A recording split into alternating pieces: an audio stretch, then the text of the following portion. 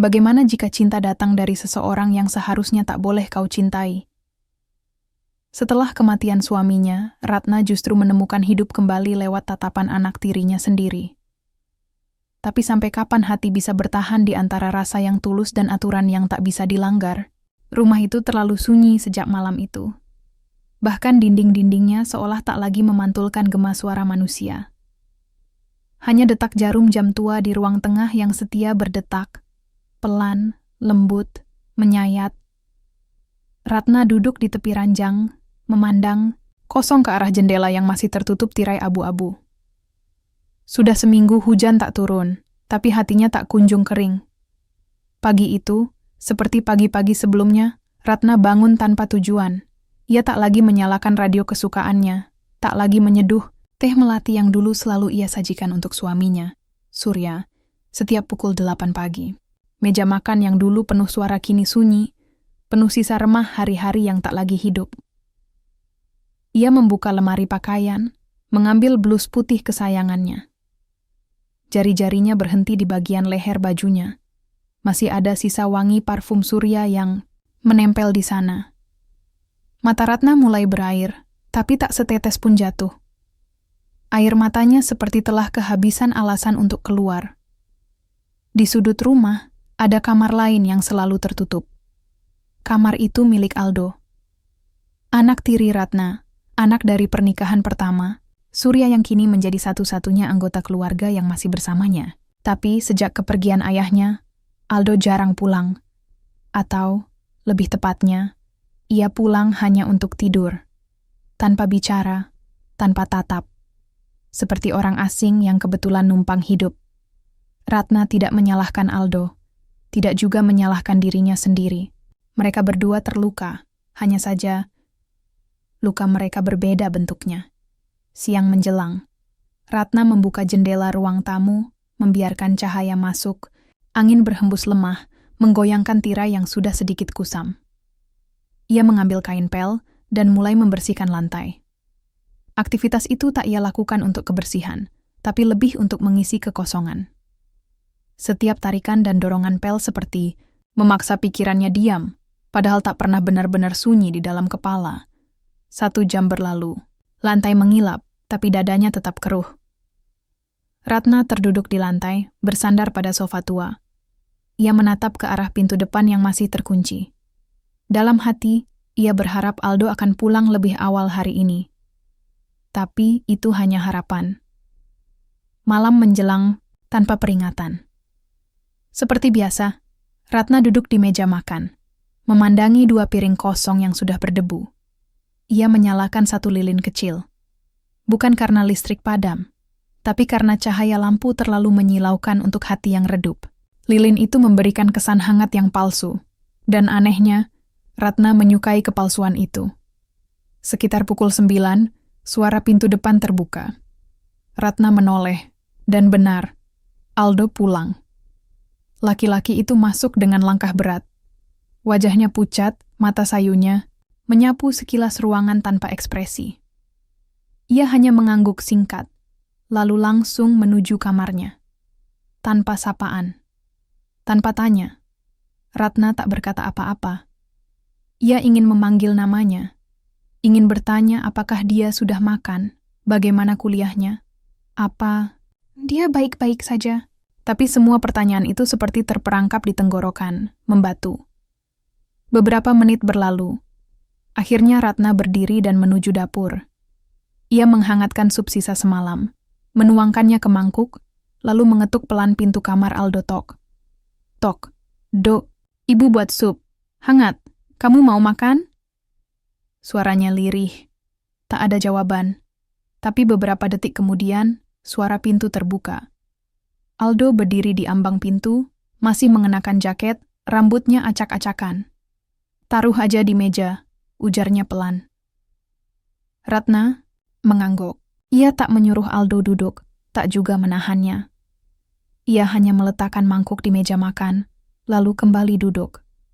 Mereka makan di tempat berbeda, dalam keheningan yang terasa menggema. Suara sendok menyentuh mangkuk jadi satu-satunya irama malam, itu.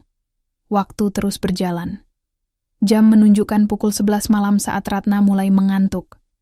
Ia berdiri, mematikan lilin, lalu berjalan pelan ke kamarnya. Tapi sebelum benar-benar masuk, ia menoleh sejenak ke arah ruang tamu. Di sana, Aldo duduk di sofa, menatap layar televisi yang menyala tanpa suara. Entah mengapa, pandangan itu menimbulkan sesuatu dalam dada Ratna. Bukan marah, bukan iba, bukan sedih, tapi campuran dari semuanya.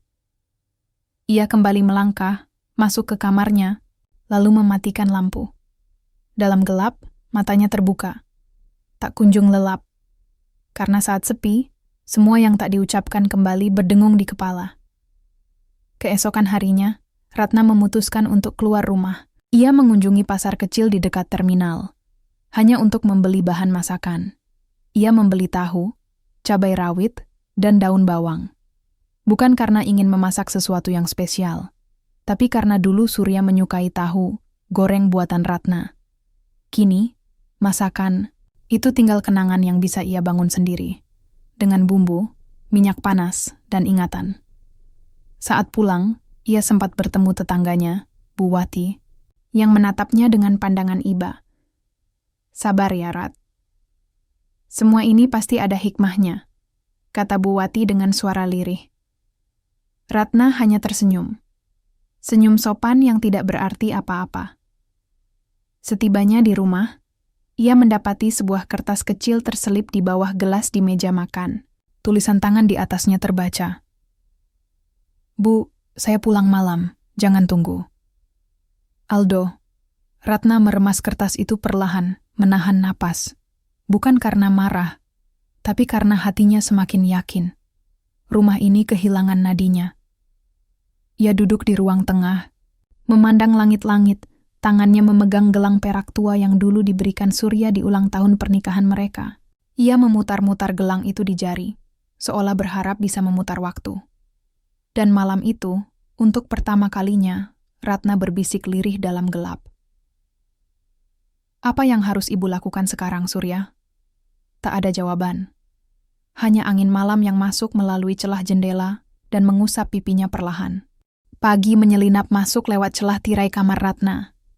Cahaya mentari menyapa wajahnya yang pucat, memantul di kaca rias yang penuh debu. Tapi tak seperti pagi sebelumnya, hari ini Ratna bangun dengan dorongan aneh dalam dadanya.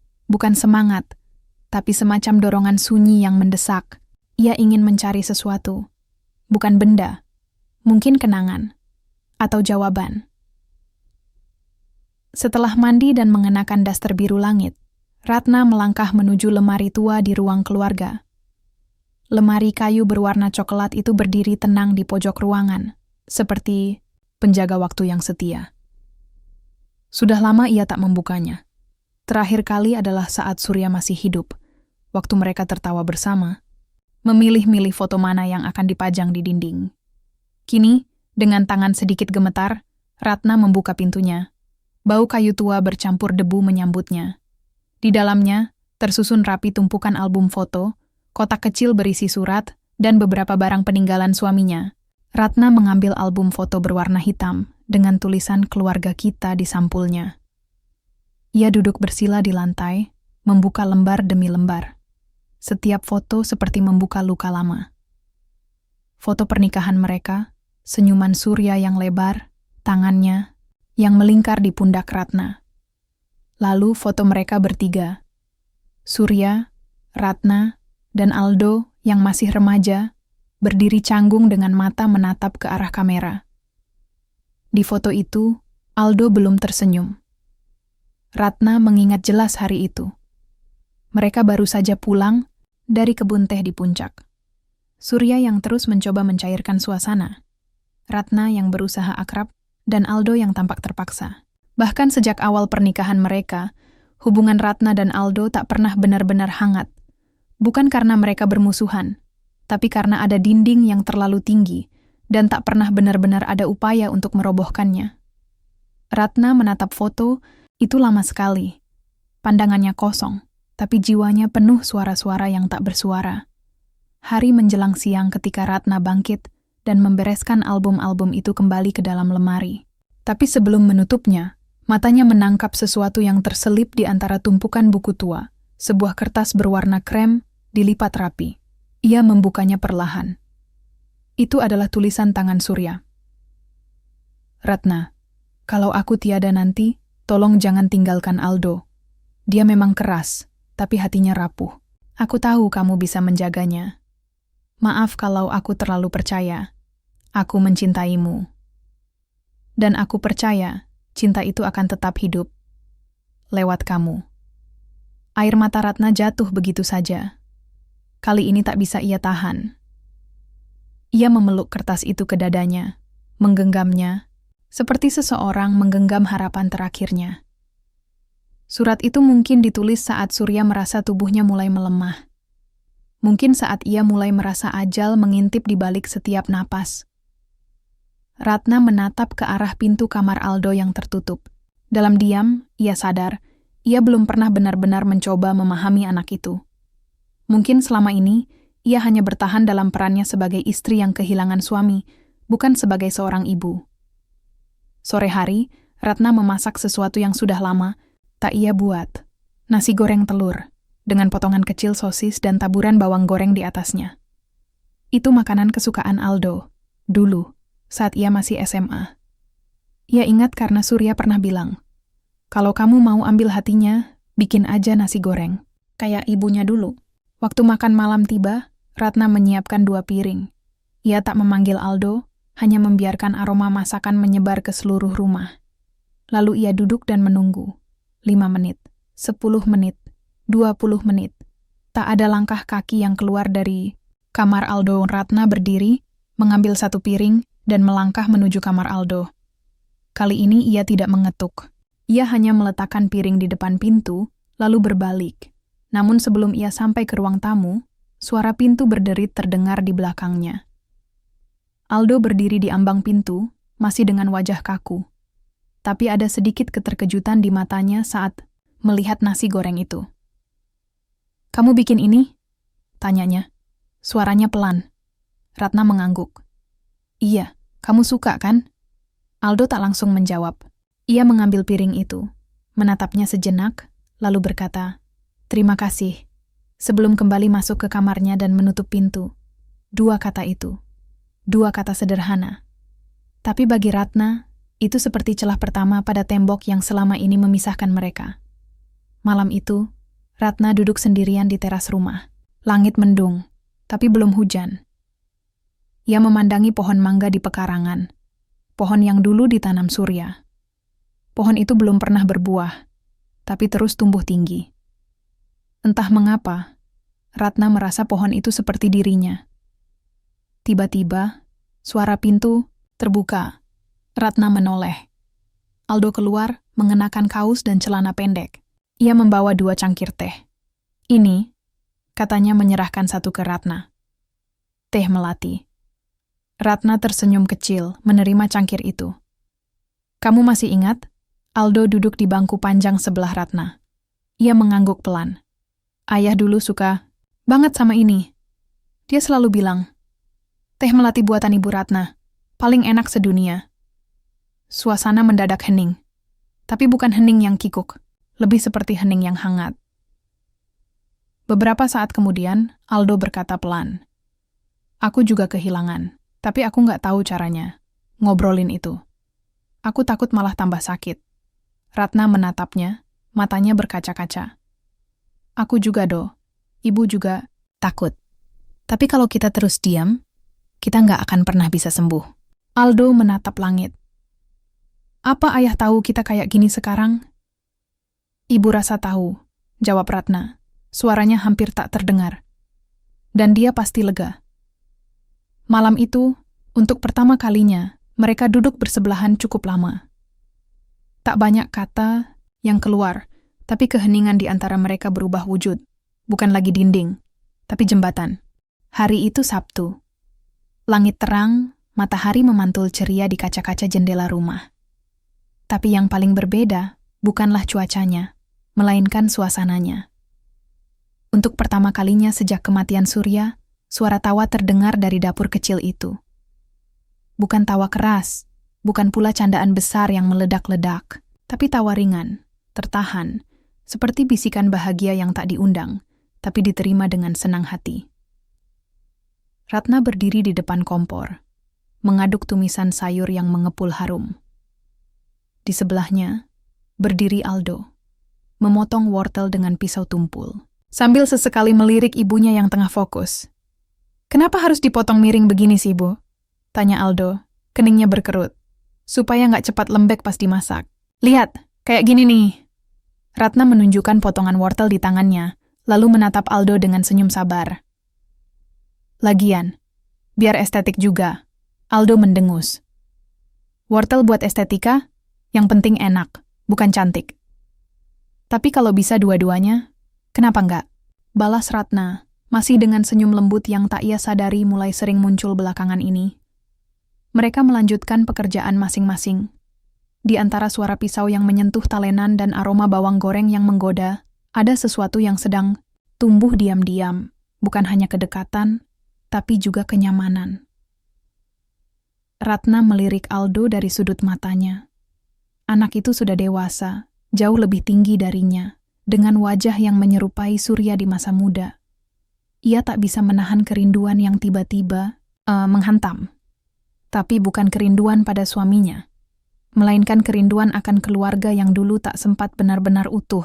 "Ayahmu dulu suka banget masakan kayak gini," katanya tiba-tiba. "Tiap Sabtu, pasti minta ibu masak capcay." Aldo mengangguk pelan. "Iya, aku masih ingat. Dia selalu bilang, kalau Ratna yang masak, capcay rasa bintang 5. Mereka tertawa kecil. Lalu hening. Tapi bukan hening yang canggung, melainkan hening yang penuh kenangan. Setelah makan siang selesai, Ratna dan Aldo duduk di ruang tamu. Televisi menyala, tapi tak ada yang benar-benar menonton. Ratna memegang gelas teh hangat, sementara Aldo memainkan remote TV tanpa benar-benar mengganti saluran. "Do," panggil Ratna pelan. "Kamu kangen ayah?" Aldo tak langsung menjawab. Ia meletakkan remote, menunduk sejenak, lalu mengangguk. "Banget, Bu, tapi aku marah juga." Ratna menatapnya. "Marah?" "Iya, marah karena dia pergi cepat banget. Padahal belum sempat bilang banyak hal. Belum sempat minta maaf. Belum sempat bilang makasih." Ratna terdiam. Ia paham perasaan itu. Ia juga masih punya begitu banyak kata yang tertahan dalam dada, tak sempat disampaikan pada Surya. "Kita semua menyimpan sesuatu yang enggak sempat diucapkan," katanya lirih. "Dan kadang itu lebih menyakitkan daripada kehilangan itu sendiri." Aldo mengangguk pelan. "Aku tahu ayah sayang ibu. Tapi dulu, waktu ayah nikah lagi, aku ngerasa kayak aku kehilangan dia sebelum dia benar-benar pergi. Rasanya kayak digantikan." Kata-kata itu menusuk. Tapi Ratna tak marah. Ia tahu, itu bukan tuduhan, itu luka. Luka seorang anak lelaki yang kehilangan ibunya lebih dulu, lalu harus membagi ayahnya dengan perempuan lain. Ratna meletakkan gelas tehnya. Ia menatap Aldo lekat-lekat. "Ibu nggak pernah niat menggantikan siapapun, Do. Ibu cuma mencoba mencintai keluarga ini dengan cara ibu sendiri." Aldo menoleh. Ada sesuatu di matanya. Mungkin pengertian, mungkin permintaan maaf yang belum sepenuhnya bisa diucap. "Ibu tahu," lanjut Ratna, "peran ibu ini aneh. Di antara kamu dan ayah. Ibu selalu merasa seperti orang ketiga di tempat yang seharusnya hanya milik kalian. Tapi sekarang ibu sadar, mungkin bukan soal peran, tapi soal keberanian untuk tetap tinggal, meski nggak dianggap." Aldo menunduk. Aku juga salah, Bu. Aku dulu terlalu keras kepala." Mereka terdiam. Hening menggantung sebentar. Lalu Aldo bicara lagi. "Boleh nggak? Aku mulai panggil ibu, ibu. Bukan cuman Bu." Air mata Ratna menitik. Perlahan. Tapi kali ini, itu bukan air mata kehilangan. Itu air mata penerimaan. Dan itu jauh lebih indah. Beberapa minggu berlalu. Rutinitas baru mulai terbentuk. Setiap akhir pekan, Ratna dan Aldo memasak bersama. Kadang masakan gagal, kadang malah terlalu asin, tapi mereka selalu tertawa. Aldo mulai sering mengajak Ratna mengobrol. Tentang kampusnya, tentang skripsinya yang mulai mandek, tentang mantan pacarnya yang dulu suka marah kalau Aldo sibuk dengan keluarga. Ratna mendengarkan, memberikan saran sewajarnya, tanpa menggurui. Dan diam-diam, Aldo merasa lebih tenang setelah bercerita. Suatu malam saat mereka sedang merapikan dapur setelah makan malam, Aldo berkata, "Bu, nanti, kalau ibu udah tua, aku yang bakal rawat. Aku janji." Ratna tersenyum, menoleh ke arahnya. "Belum tentu ibu sempat tua duluan, Do. Siapa tahu kamu yang duluan punya cucu." Aldo tertawa. "Iya, tapi cucunya harus suka masakan capcay juga ya, biar bisa warisin resepnya." Tawa mereka memenuhi dapur. Canda yang dulu langka, kini mulai jadi hal biasa. Namun Ratna tak pernah benar-benar lepas dari kegelisahan kecil yang mengendap jauh di dasar hatinya. Karena setiap kali mereka tertawa bersama, setiap kali Aldo memanggilnya ibu, ada rasa hangat yang menyalakan dada. Tapi juga ada kekhawatiran samar yang tak bisa ia jelaskan. Seperti perasaan berdiri di tepi jurang, menikmati pemandangan indah, tapi sadar bahwa satu langkah salah bisa menjatuhkan segalanya. Hujan turun sejak pagi, menyiram halaman dengan lembut. Rintiknya seperti suara pelan yang menenangkan, seperti suara seseorang yang tidak ingin mengganggu tapi ingin didengar. Ratna menatap keluar jendela sambil memeluk secangkir kopi hangat di tangannya. Aroma robusta memenuhi ruang tamu, bercampur bau tanah basah dari kebun kecil di samping rumah. Sudah 2 bulan sejak mereka mulai lebih sering berbicara, tertawa, dan memasak bersama. 2 bulan sejak Ratna merasa rumah ini benar-benar terisi kembali. Bukan hanya oleh suara dan aktivitas, tapi oleh kehadiran yang utuh. Di tengah lamunannya, terdengar suara langkah kaki. Aldo muncul dari lorong kamar, rambutnya masih acak-acakan, matanya setengah terbuka. Ia mengenakan kaos gelap dan celana training panjang. "Pagi, Ibu," sapa Aldo sambil meregangkan badan. "Pagi," jawab Ratna. Tersenyum. "Hujan ya? Enaknya sarapan bubur ayam nih." Aldo mengangguk sambil duduk di sofa. "Aku beli aja ke depan ya." "Gak usah, Ibu masak bubur sendiri aja." Aldo tampak terkejut. "Bisa?" Ratna mengangkat alisnya. "Ibu perempuan yang dibesarkan di Jawa Tengah, Do. Bubur itu makanan pertamanya manusia. Masa kamu ragu?" Mereka tertawa bersama. Dapur kembali jadi ruang nyaman mereka. Ratna memotong daun bawang dan seledri, sementara Aldo mengaduk panci berisi beras yang mulai mengembang menjadi bubur. Wajahnya serius, matanya memperhatikan kekentalan bubur dengan tekun. "Kayaknya kekentalannya belum pas, Bu. Tambahin air kaldu dikit, tapi pelan, jangan bikin dia kaget." Aldo tertawa kecil. "Kayak hubungan aja ya. Kalau dipaksain, nanti malah pecah." Ratna menoleh cepat. Kalimat itu datang begitu saja dari mulut Aldo, tapi nadanya berbeda. Ada kesadaran dalam suara itu. Dan tatapan mata Aldo yang sesaat menatap Ratna membuat jantungnya berdegup sedikit lebih cepat. Ia cepat-cepat kembali memotong daun bawang, mencoba menenangkan pikirannya yang tiba-tiba melompat ke arah yang aneh. Tapi semakin ia menolak pikiran itu, semakin kuat bisikannya. Siang hari, saat hujan sudah mereda, Aldo pulang dari minimarket. Di tangannya ada kantong plastik kecil dan sebuah kotak mungil yang dibungkus rapi. "Ini buat Ibu," katanya, menyodorkan kotak kecil itu. Ratna bingung. "Apa ini? Coba buka aja." Ratna membuka pelan. Di dalamnya ada sebuah gelang sederhana. Tali kulit berwarna coklat gelap dengan gantungan logam berbentuk bulat kecil. Di permukaan logam itu terukir satu kata, Ratna. Tapi bukan hanya itu. Di bagian belakang logam, ada ukiran kecil lainnya. Tipis, tapi bisa terbaca jelas. Untuk yang tetap bertahan, meski dunia membiarkannya sendiri. Ratna terdiam. Tangannya gemetar saat menyentuh permukaan logam itu.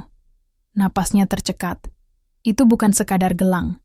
Itu sebuah pengakuan, sebuah penghormatan, dan entah kenapa terasa seperti cinta. "Dok, ini kenapa?"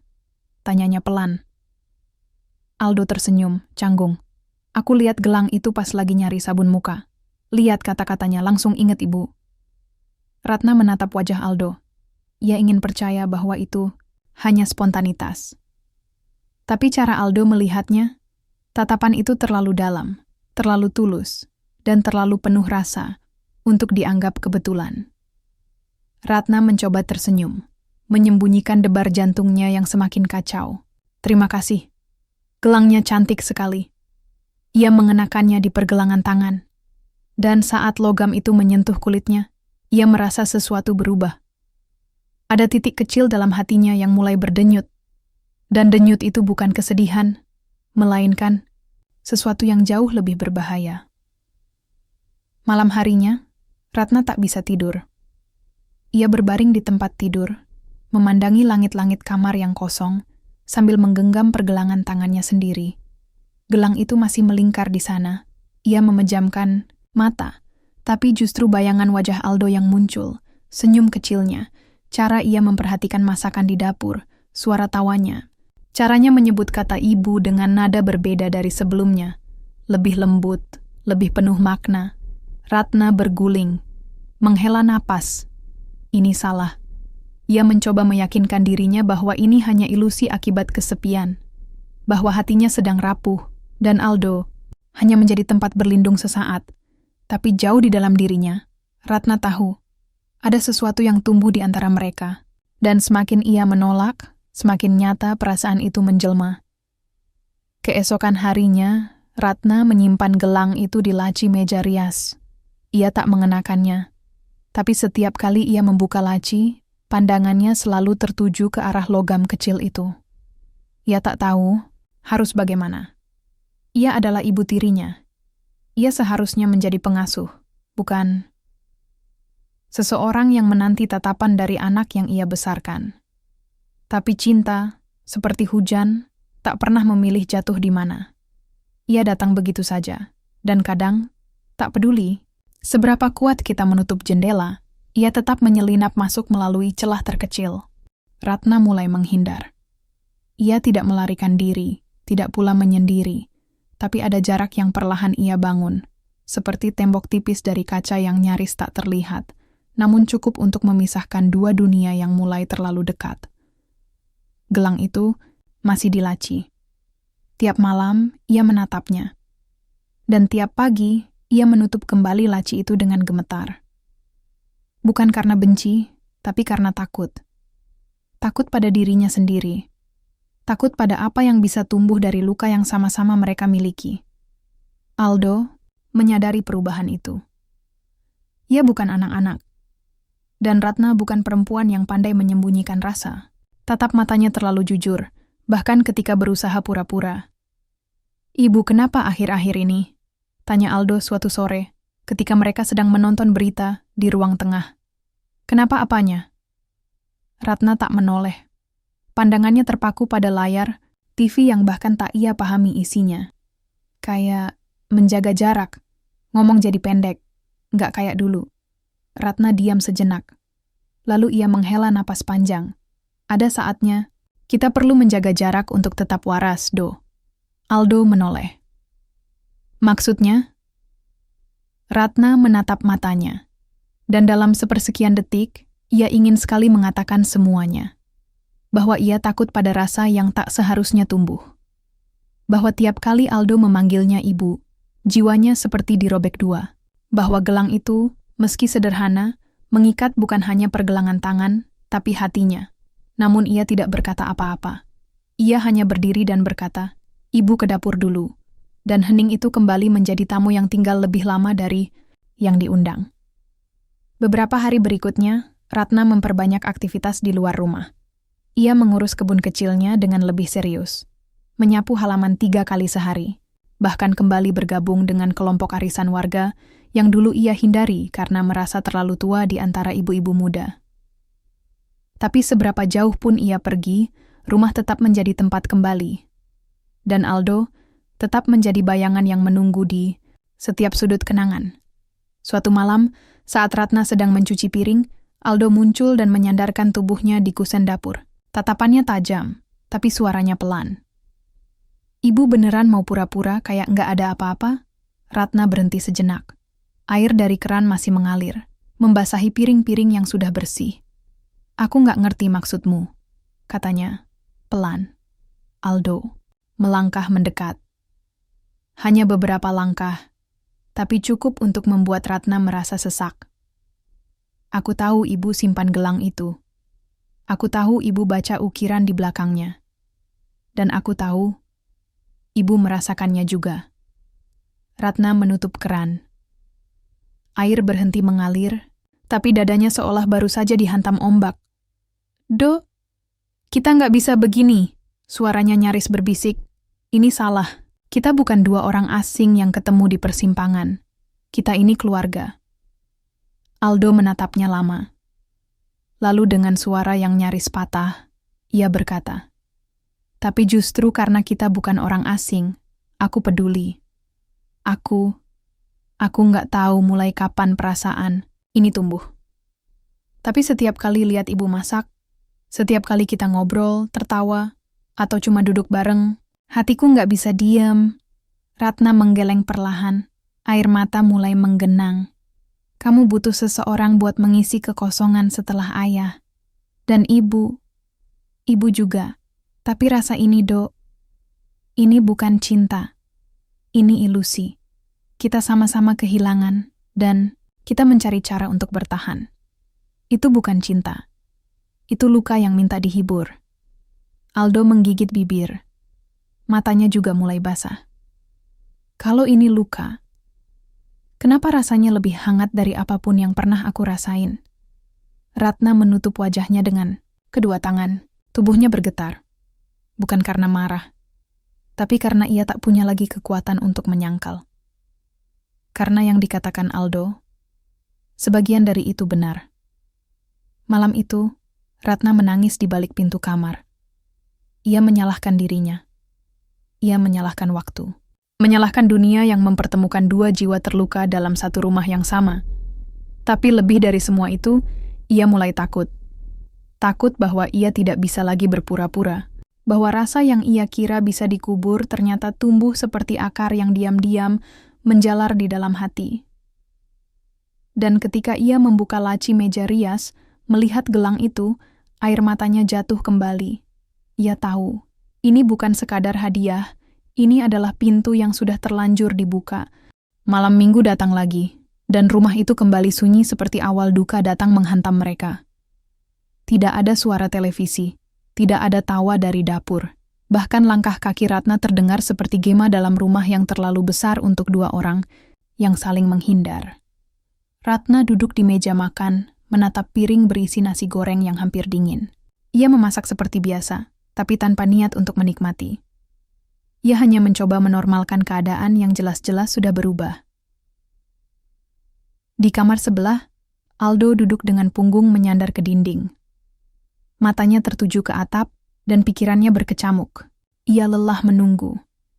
Lelah menjadi bayangan yang terus-menerus ditolak. Tapi lebih dari itu, ia takut kehilangan lagi.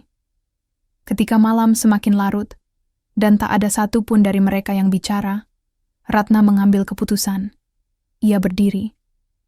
Tangannya gemetar saat ia membuka pintu kamar Aldo. "Aldo," panggilnya pelan. Pemuda itu menoleh. Wajahnya sembab, seperti habis menangis, meski berusaha ditutupi. "Kita harus bicara," ujar Ratna. Menahan air mata yang nyaris pecah. Aldo tak menjawab, hanya mengangguk. Mereka duduk berseberangan di ruang tamu, seperti dua orang asing yang sedang menandatangani kesepakatan perpisahan. "Aku tahu ini berat," ucap Ratna. "Tapi kita harus jujur. Semua ini sudah melampaui batas. Dan aku takut suatu hari nanti kamu menyesal." Aldo menarik napas dalam-dalam. "Aku nggak akan menyesal mencintai seseorang yang membuatku merasa hidup lagi." Ratna menggeleng. "Tapi aku bukan milikmu untuk dicintai, Do. Aku ibumu secara hukum. Masyarakat tidak akan menerima. Keluarga tidak akan menerima. Dan kamu akan terluka jauh lebih dalam kalau ini diteruskan." Aldo mendekat. Ia berlutut di depan Ratna, seperti anak kecil yang merayu ibunya agar tidak pergi. Aku nggak peduli orang bilang apa. Aku tahu rasaku benar. Aku tahu ini bukan pelarian, bukan sesaat. Ibu adalah rumah yang membuat aku nyaman. Dan aku tahu, meski ibu menyangkal, hati ibu juga goyah. Ratna menutup wajahnya. Tangisnya pecah. Kamu benar. Kamu benar, Aldo. Ibu memang goyah. Ibu lelah jadi kuat. Ibu lelah jadi sendiri. Dan kamu datang, kamu hadir, dan buat ibu lupa caranya hidup dalam duka. Tapi kita harus berhenti sekarang, sebelum perasaan ini berubah jadi bencana. Aldo menggenggam tangan Ratna, erat. Jangan bilang begitu. Jangan anggap cinta kita kutukan. Kita nggak salah karena mencinta. Ratna menatap matanya. Mata yang dulu hanya ia lihat sebagai anak, kini menatapnya sebagai lelaki. Dan disinilah dilema menghantam dengan seluruh tenaga.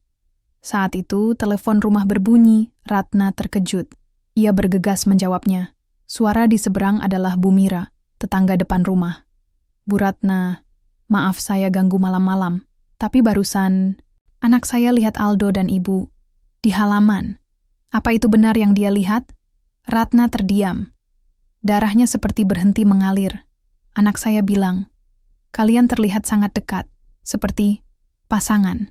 Gemetar menguasai tubuh Ratna. Maaf Bu Mira, mungkin anak ibu salah lihat. Tapi dunia sudah tahu, kata sudah beredar, dan tak ada yang bisa menariknya kembali. Malam itu, Ratna duduk sendirian di kamar. Ia memandangi gelang yang kini kembali, ia kenakan. Hatinya hancur. Bukan karena cinta yang salah, tapi karena cinta itu tidak bisa hidup di dunia nyata. Ia tahu, esok akan datang lebih berat. Orang akan bertanya, pandangan akan berubah, dan hubungan ini tidak akan pernah bisa kembali seperti semula. Aldo mengetuk pintu pelan. Ibu, Ratna tidak menjawab. Aku akan pergi. Sementara waktu. Ke rumah Tante Dira. Mungkin kita butuh jarak. Ratna akhirnya membuka pintu. Wajah mereka sama-sama basah. Terima kasih. Karena kamu jujur. Karena kamu sayang sama ibu. Tapi kamu benar, kita butuh waktu untuk tahu ini luka atau cinta. Aldo memeluk Ratna. Hangat, namun menyakitkan. Seperti pelukan terakhir. Dan malam minggu itu, tak ada yang berbicara. Hanya suara hujan pelan yang turun dari langit, dan dua hati yang hancur tanpa suara. Hari-hari setelah malam itu berubah menjadi dinding-dinding sunyi yang memantulkan bayang-bayang orang. Ratna tidak pernah menyangka bahwa rumah sekecil ini bisa terasa begitu luas dan dingin tanpa suara Aldo. Suara langkahnya di lorong, suara sendoknya saat mengaduk kopi, bahkan gumamannya ketika bangun kesiangan. Semua hilang. Aldo benar-benar pergi. Bukan hanya dari rumah, tapi dari harapan. Ia tidak menghubungi Ratna. Tidak mengirim pesan. Tidak menelepon. Seolah memilih diam sebagai pelindung dari rasa yang sudah terlalu dalam. Ratna mencoba menyibukkan diri. Ia kembali ikut pengajian, mengurus taman warga, bahkan membantu guru TK di kompleks mereka. Tapi tak ada satu pun yang benar-benar bisa menambal kekosongan itu. Hatinya seperti ruang tamu pada malam tanpa lampu. Kosong, dingin, dan selalu mengingatkan pada siapa yang tak ada. Dunia luar mulai mencampuri. Pada suatu pagi, saat Ratna tengah menyapu teras, Bu Mira dan dua ibu lain melintas. Mereka tidak menyapa seperti terbiasa Tante, hanya senyum tipis lalu bisik-bisik yang cukup jelas terdengar. Kasihan ya, anak tirinya sendiri. Gak nyangka, selama ini kelihatan baik-baik aja. Ratna berhenti menyapu. Nafasnya tercekat. Matanya menatap jauh ke ujung gang. Tapi suara itu sudah terpatri di dalam dadanya. Ia tidak menyalahkan mereka sepenuhnya. Dunia tidak tahu seperti apa luka yang mereka alami.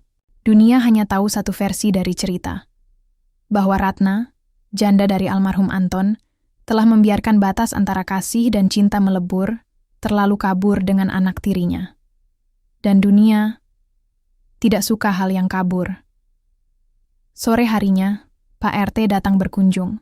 Pria tua berkacamata itu membawa map dan nada suara yang dibuat ramah. Bu Ratna, saya cuma mau kasih saran. Ini soal ketertiban lingkungan. Banyak ibu-ibu resah. Mereka minta, ya, ibu jaga sikap. Apalagi soal Aldo. Ratna menatapnya dengan mata berkaca. Pak RT, saya nggak melakukan hal yang tidak pantas. Pak RT menghela napas. Saya percaya, Bu. Tapi tetangga, mereka hanya tahu apa yang mereka lihat. Dan kadang, mata bisa lebih tajam dari hati. Malamnya Ratna berdiri di depan cermin. Tubuhnya masih perempuan, tapi hatinya seperti lembar buku yang penuh coretan. Ia melihat wajahnya sendiri dan bertanya, apakah aku seburuk itu? Gelang di laci mulai berdebu. Ia tak berani memakainya lagi, tapi ia juga tak sanggup membuangnya. Karena itu bukan hanya benda, itu adalah kenangan. Dan kenangan tak pernah bisa dibuang begitu saja. 2 minggu setelah Aldo pergi, sebuah surat tiba. Tanpa nama pengirim, tapi ia tahu dari siapa itu berasal. Ibu, aku pikir diam bisa menyembuhkan, tapi ternyata justru menyiksa. Aku rindu, tapi bukan hanya karena sepi. Aku rindu karena setiap hari aku menyadari, tidak ada orang lain yang bisa menggantikan tempat ibu dalam hidupku. Bukan sebagai ibu, tapi sebagai satu-satunya yang mengerti seluruh lukaku. Dunia bisa berkata apa saja, tapi aku akan tetap mencintai ibu. Dalam diam, dalam jarak, dalam doa yang tak pernah selesai. Aldo Ratna menangis. Surat itu ia lipat dengan pelan, lalu diselipkan ke dalam kotak kecil di dalam lemari bersama gelang itu. Ia tidak tahu apa yang harus ia lakukan. Tapi malam itu, untuk pertama kalinya, ia tidak merasa sendiri. Karena meski dunia memandangnya dengan jijik, ada satu orang yang masih melihatnya sebagai rumah.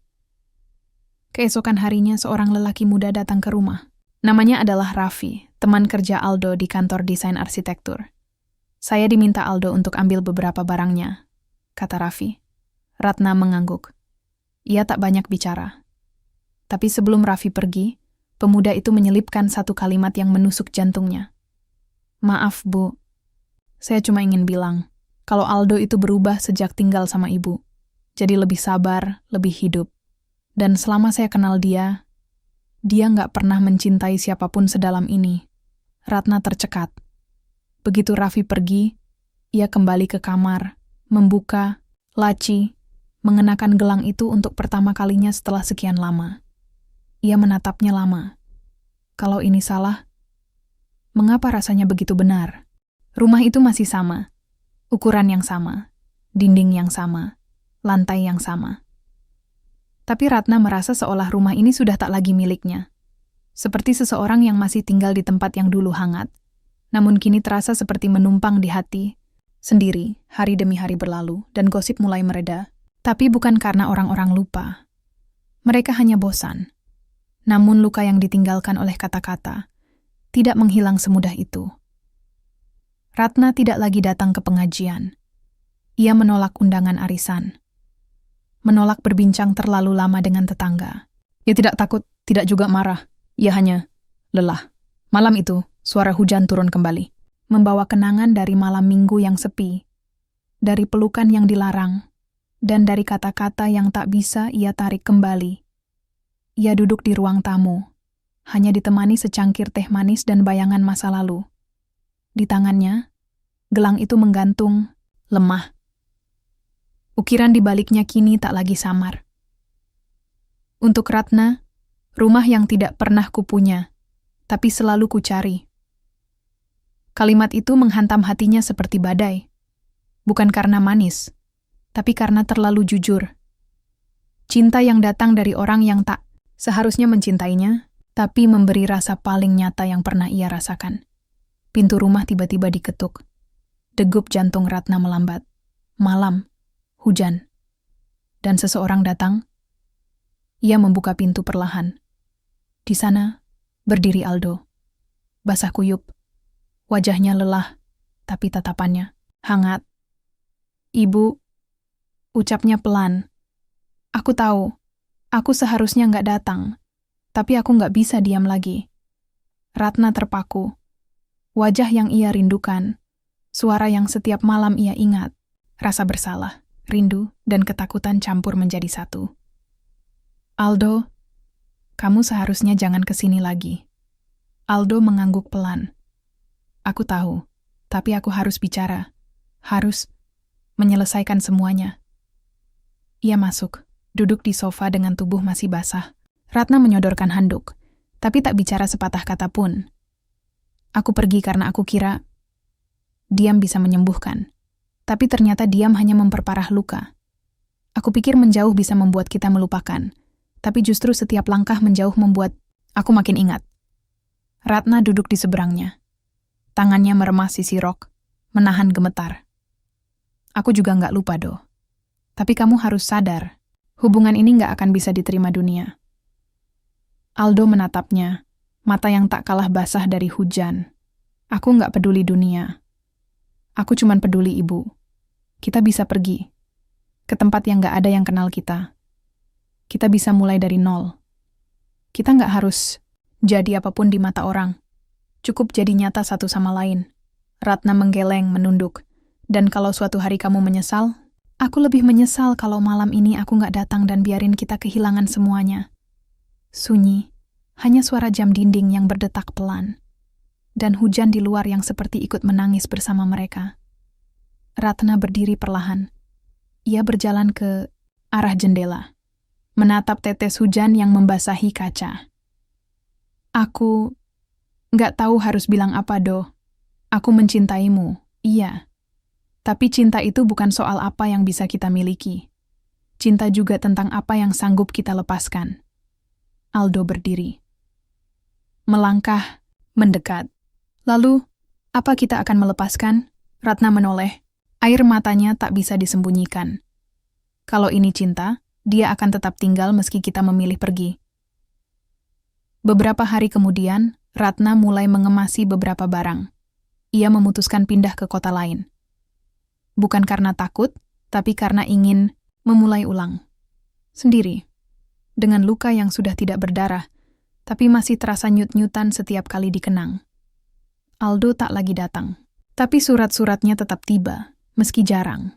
Hanya 1-2. Tapi cukup untuk mengingatkan bahwa mereka pernah saling menyelamatkan, meski akhirnya harus saling mengikhlaskan. Gelang itu kini tak lagi dilaci. Ia letakkan di meja, di samping foto Anton, suaminya. Bukan sebagai kenangan cinta yang bersalah, tapi sebagai pengingat bahwa, di balik semua luka, mereka pernah saling sembuh. Sudah lebih dari 2 bulan sejak Ratna meninggalkan rumah itu. Tempat di mana semuanya berawal dan berakhir. Kini, ia tinggal di sebuah rumah kontrakan sederhana di pinggiran kota kecil yang jauh dari hiruk-pikuk.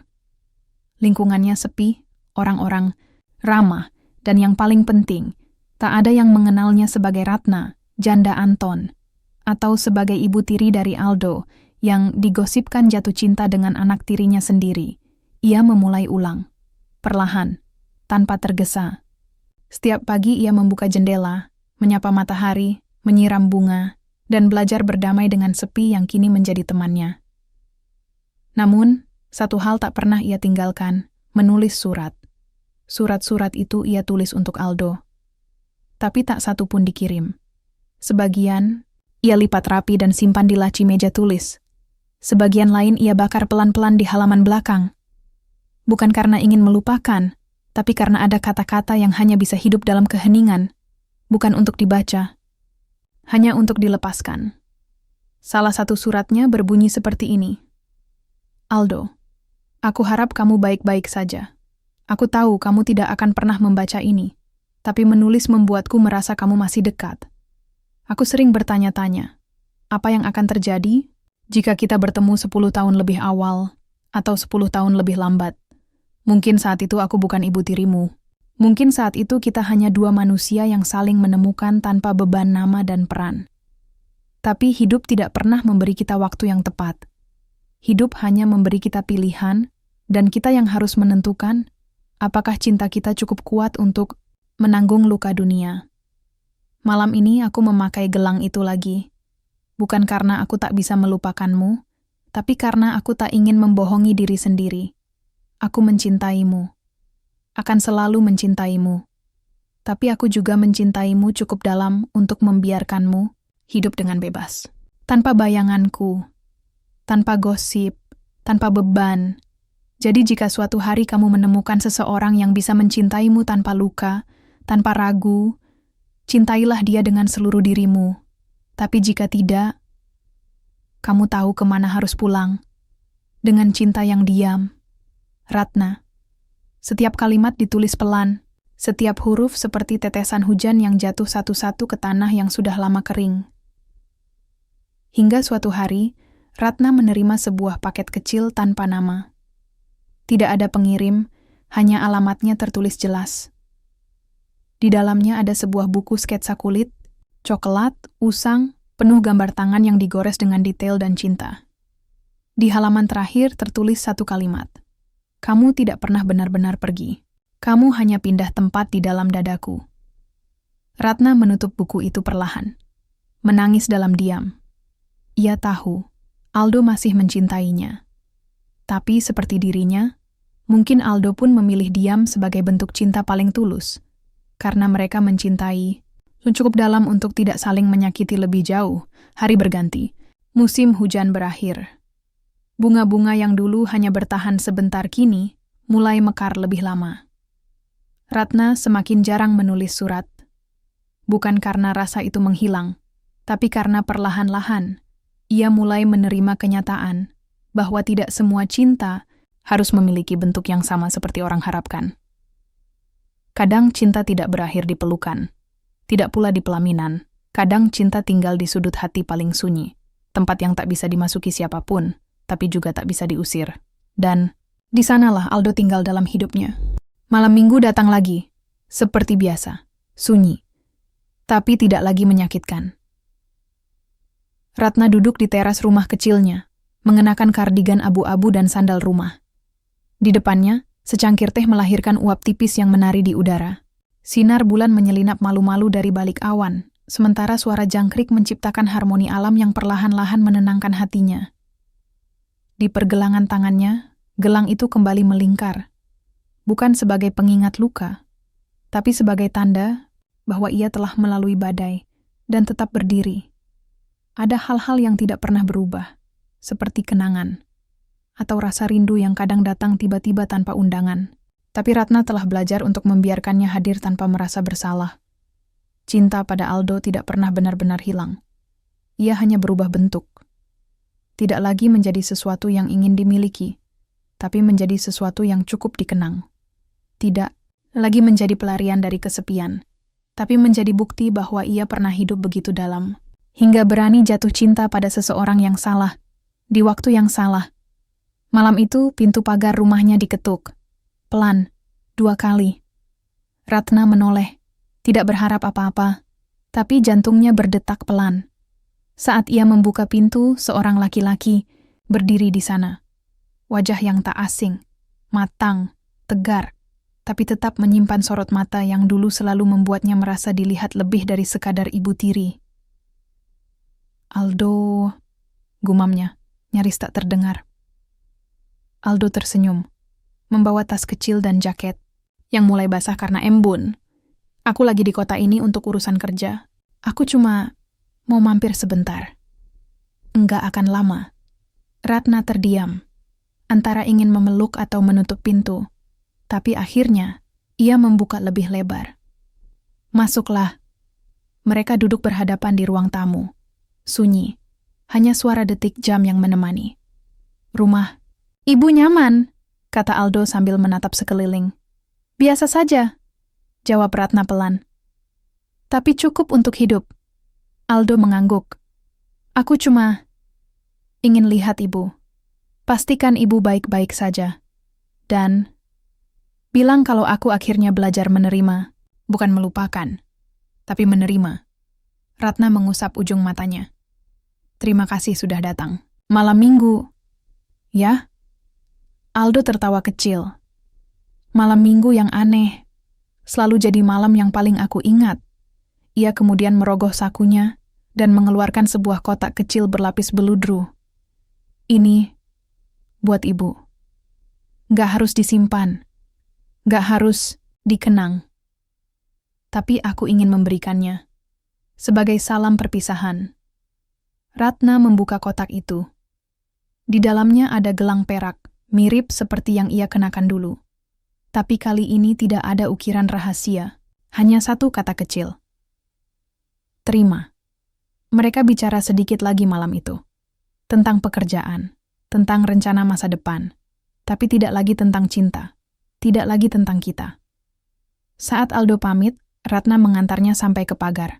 Kamu akan pulang? Kemana? Tanyanya pelan. Aldo menoleh, menatap matanya dengan ketenangan yang Ratna belum pernah lihat sebelumnya. Kemanapun kakiku membawaku, tapi hatiku tetap tinggal sedikit di sini. Lalu ia pergi, dan Ratna berdiri lama di depan rumah, memegang gelang barunya, merasakan angin malam yang tak lagi dingin seperti dulu. Ia tahu hidupnya tak akan seperti cerita cinta dalam buku-buku, tapi ia bahagia. Bahagia karena pernah mencintai, bahagia karena berani melepaskan, bahagia karena akhirnya bisa memaafkan diri sendiri atas cinta yang tumbuh di tanah yang tak seharusnya. Gelang itu kini tersimpan di meja, bersanding dengan surat-surat lama dan buku sketsa dari Aldo. Dan setiap malam minggu, Ratna duduk di teras rumahnya, memandangi langit malam sambil tersenyum. Karena di sanalah, di tengah keheningan, ia tahu, cinta yang paling dalam bukan yang terus memiliki, tapi yang tetap tinggal meski telah dilepaskan.